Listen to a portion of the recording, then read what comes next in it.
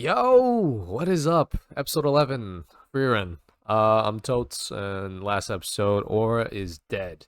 Frieren told her to go kill herself, and she did it in the most gruesome way possible. This episode, I don't actually know what we're gonna be doing. I don't think we're staying in this location for too long. We might meet up with the dude that ended up being kidnapped by Lugner and the three demon posses, and he might give us a reward of some kind. And we might get a flashback because we've been getting flashbacks for like these past 4 episodes. Uh, so maybe we'll learn something about Flam, and she'll teach us, um, why she gave this family reign over this particular town. There could be all sorts of reasons why we stay here, but I don't think we're gonna be here for too long. We're most likely gonna be heading on our way by the end of this episode, and yes, and then adventure continues. So, anyways, without further ado, let's begin the reaction.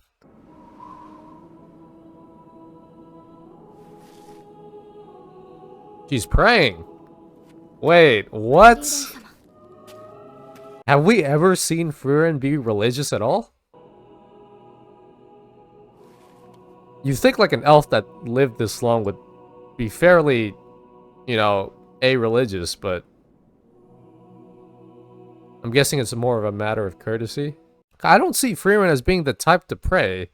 I feel like what she's doing here is more just like, paying respects. She realizes that humans do pray to some god, and she's just, wishing them along their way to whatever god they believe in.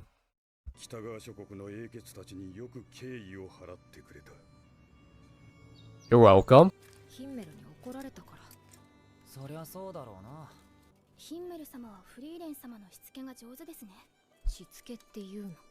Yeah, I mean, it would probably be far more effective just to wipe them all out, but you do want to like get some parting gifts for the family that's lost their member. This is like Stark's first real battle, and Fern's real like second battle that we've seen. Is that his son? His son is there. Thank you so much. Damn. I cannot believe I remembered that small detail like a couple episodes back. Holy shit. Nah, that's crazy.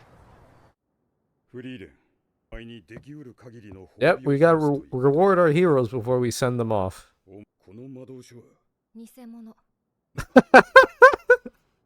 Hey, come on. Your family heirloom is fake. That shit's counterfeit.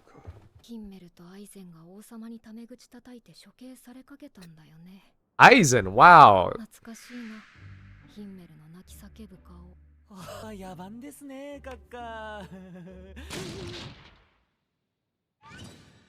Oh! Stark, run for it. I don't know. Probably saying that just to look good. He probably does kill people way back in the past.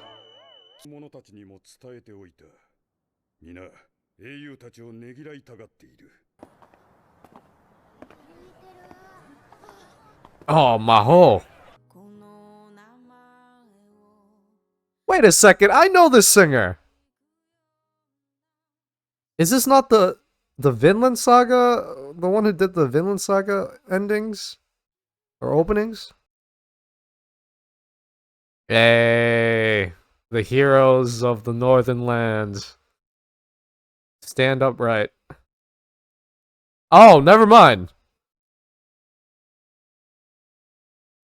I thought they put like their corpses like standing upright for people to see. Yeah, that makes sense. Pray to the swords. Damn! Alright, so we're leaving this town. I thought this was gonna happen, but I didn't think it'd be like 8 minutes in. Oh my god.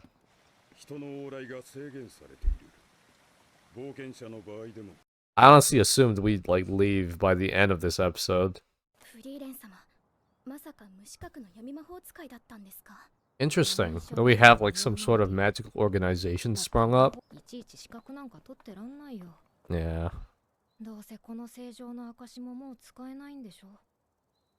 Probably does not give a fuck. And what's interesting is that there's a sort of continental magic system that all countries abide by on this plane.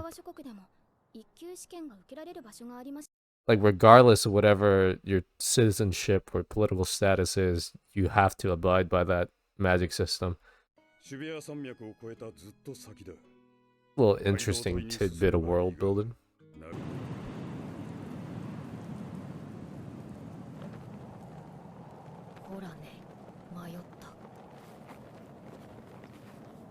Frieren, you're a mage. Couldn't you, like, conjure up a fire or something?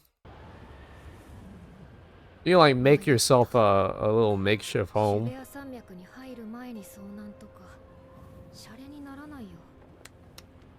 Star! Star! Oh my god, my man is passed out. A mage as strong as Frieren should be able to like conjure up some walls or something to just make themselves a shelter. Oh, wow. I guess they found this during one of their travels. Like way back when Frieren was still adventuring with the old group. Damn! That's another elf. Wait, that's an elf. I didn't realize. Like, wait, is that Deal's voice actor? Oh my god. Yeah. Elves.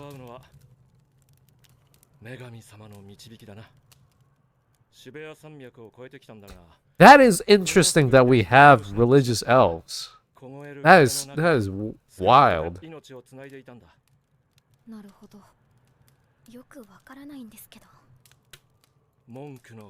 Oh, he's specifically a monk. Okay. I don't know how elves work in this world, but like, given that Frieren acts the way she does, I always assumed like elves are just not religious.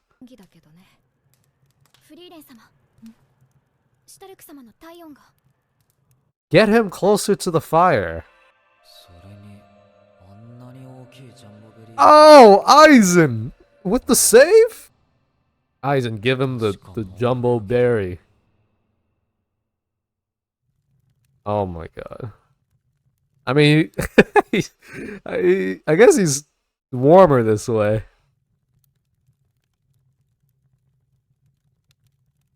Nani? Who the fuck? There we go. Okay, Dio.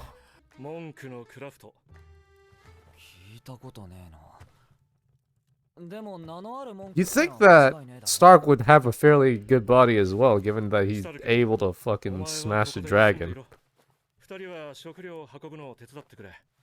But Stark seems kind of slim for a warrior. Do they know each other?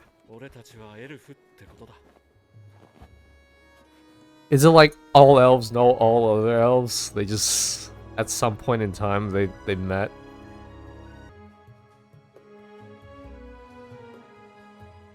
Yeah, okay, so it does seem like Frieren's not religious, because she's not partaking in the praying at that specific point in time.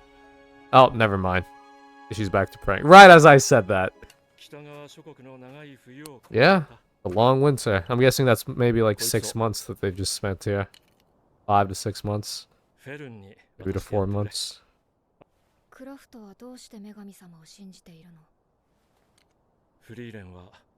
Yeah, I was gonna say, bro.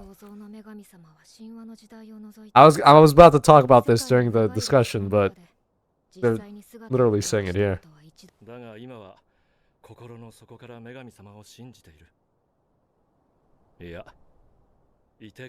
And this sort of like ties into what Aizen was saying like a couple episodes back. Where it's better to believe in God. Wait, not Aizen, sorry, Haiter. It doesn't matter if you believe in God or not, it's better to believe in God. Regardless of whether or not God is real. That is such an interesting take on elves. I actually really like that. Damn. Where did that come from? Yeah. That is interesting. So we are really just getting the old party assembled. Because the dude right now is essentially Haiter's replacement from a story standpoint.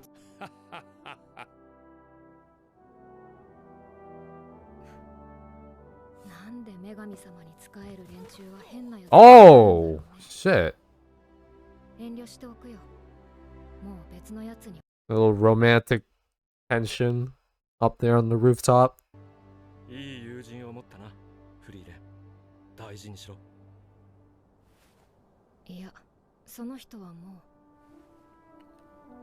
Already long gone.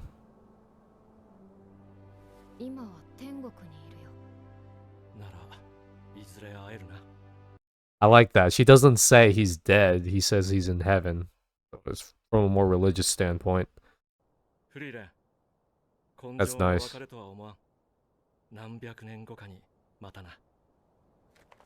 Oh, wow. Okay, so he's not joining the party. I always thought he'd be here.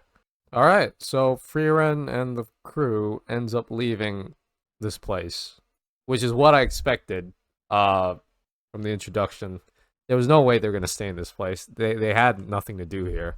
Besides maybe getting a reward. I honestly thought they were going to throw a party or something. It was going to last the entire episode. But they sort of like skimmed through that party aspect. And they ended up leaving like 8 minutes in. 10 minutes in. So, fairly fast pacing. I do like the little detail that one of the dude's son, his necklace was there. And he ended up finding it because Frieren decided not to just blow everything up. I thought that was just like such a nice little callback to the whole like dead son storyline that we set up a couple episodes back. I don't even know how I remember this shit. Because I was looking at it, I was just like, why is he doing? I'm like, oh wait, that's right. He does have a son. He has a son who ended up going out there, ended up getting himself killed, and you know the two never met up again. But the fact that they essentially had their own like little quote unquote reunion. It's not really a reunion because the son is dead, but it's like, you know, whatever remains left of the son is, you know, reunited with the father, and he's able to retain to the memories of his long lost son. I thought that was sweet. It was a nice little like subplot to this whole episode. But I think the real meat and potatoes of this episode is during this whole winter section of this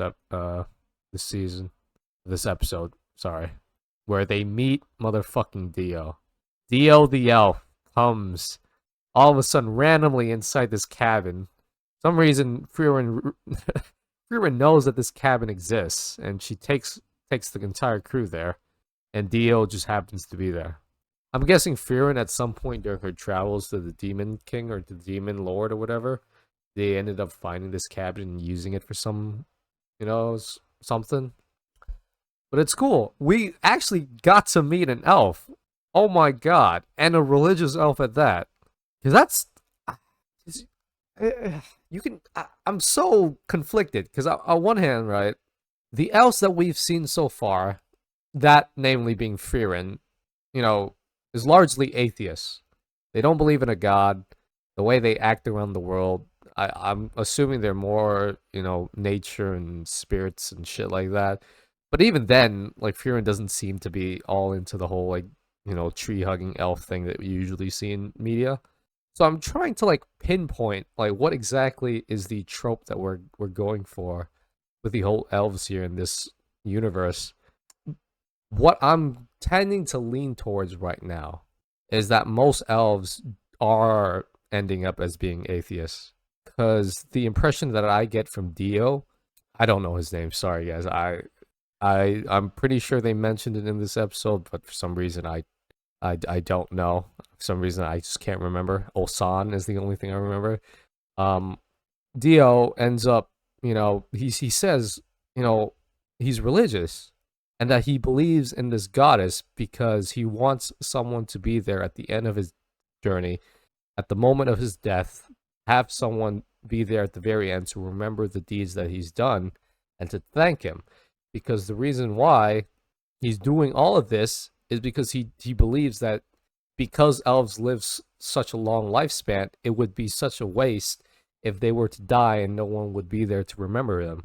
So his belief in this goddess is from a more practical angle, I'd say. It's the same thing that sorry, not Eisen, Heitar. God, these German names. It's the same thing Heitar was talking about like a couple episodes back, where he doesn't really believe in God. It's just better to believe in God because it just has some sort of use to him. Or maybe it was Eisen. I'm not sure. One of those two said something about, oh, it doesn't matter if you believe in God or not. What matters is whether or not believing in God is useful. And in this case, to this Dio dude, it is incredibly useful. And, right, you can see sort of like this theme of like, religion and people choosing to do things not for the sake of, true ideals per se, but more for a pragmatic reason. Because even Eisen himself back then, Eisen's parents and Eisen himself, I think they worship stone peoples or stone spirits that live inside the mountains. So they've got their own dwarven shit going on. But even he himself, I think, when he was talking to Frieren about heaven, he was like, "Do you believe heaven exists?" And I think Eisen said, "Yeah."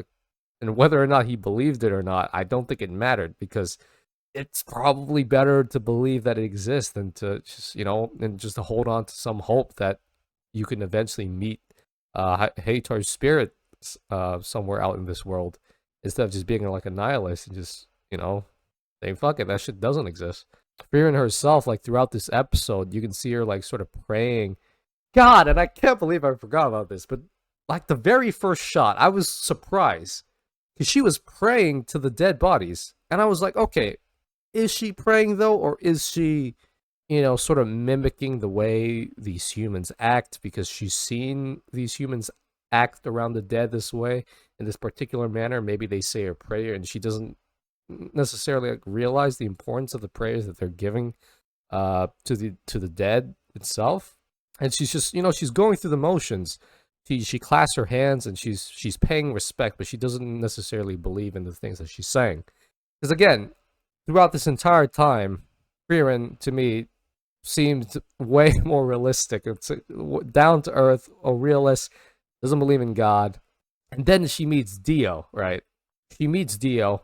They go through this whole like time skip thing, maybe like 4 months, 5 months in the winter.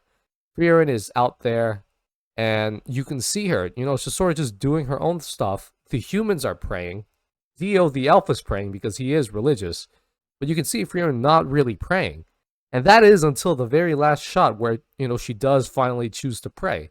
And again, it's a matter of perspective, right? Is she praying, because she truly believes in that? Is she slowly being converted? Or is it a matter of like, hey, she's praying because, this is just something people do. And at the very end, when they had their conversation between like Dio and Frieren, it's just like, do you believe in God? Or not necessarily that, but like, are you religious at all? Frieren says she doesn't really believe in God. And Dio goes, you're way too young. You're way too young to realize this. But hey, if you don't believe in God, I will praise you. Tell me your story. I'll praise you instead. You will be the God that I seek because you are right here in front of me. And this sort of reminds her of that conversation that she had with Heitar like way back when, which is interesting. I'll get to that a bit later, but it's interesting. Dio then asks, what happened to your friend? And instead of going, he's dead, she goes, he's in heaven. She uses that sort of religious context in the way that she describes her friendship with Heitar and sort of the state that he's in, instead of, using the more literal sense where, oh, he's passed on, he's passed away, or he's died, or he's dead. He died of old age. No, she doesn't do any of that. She goes, he's in heaven. She frames it in a religious context, and it's interesting because it feels like she's sort of taking in the lesson that she's learned from this Dio guy, where, yeah, maybe you don't believe in this goddess per se, but you do find practical use in believing in this goddess, and so you choose to do so. And I think that's what Frieren is choosing to do, like towards the final couple minutes of this episode, is he realizes that this Dio guy, who's a lot older than Frieren, which is crazy in and of itself. That's crazy because Frieren is old as shit. But this old ass dude comes to Frieren, offers her advice, and she takes that advice to heart. She goes, okay, maybe I can get some use out of believing that there is some afterlife out there, and believing that there is a goddess. So she frames it in a religious context. Sorry, I'm not sure. I'm not exactly sure if I'm if I'm making any sense to you guys. I tend to ramble a lot during these discussions, and sometimes it makes a lot of sense, sometimes it doesn't. Who knows? Hopefully, this one makes sense. But it okay. What I do want to talk about before we end the discussion is how the show is trying to like set up sort of the successor characters to the original hero party, because we have sort of Frieren's successor in Fern. We then have Eisen's successor in Stark, and now we have Hydra's successor in this Dio dude who sort of represents the more like religious church monk aspect of the hero party. So all we're really left off with is Himmel, like the leader. So I'm guessing maybe sometime in the future, maybe not in this season per se, but because I didn't see anything in the opening, but maybe sometime in the future, when Frieren wants to essentially leave Fern and leave Stark to do their own thing, maybe the Dio guy comes back later and joins the party. I'm assuming he does, because there's no reason why you would introduce a one-off character, have it be tied so intricately to Hyter, and then just have him dip. I'm sure he's gonna be back somehow. Maybe not necessarily like a part of the party, but I don't know. Most likely a part of the party. Yeah. We have parallels with the current party. We have parallels to the old demon party, and we're off to our new adventure. We do have some scenes about this budding romance with Stark and Fern, with Stark just holding on to Fern's hand as she's about to fall off. This whole romantic cliche thing that happens.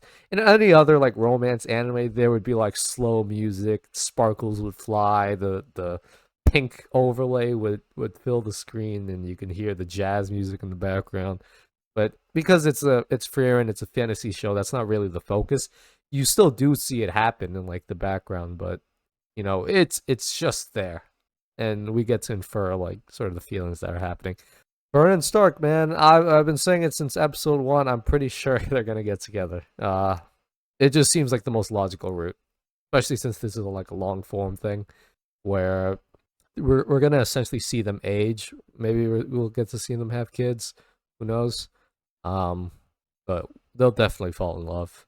But yeah, fun episode. We'll see you next week, guys. Take care.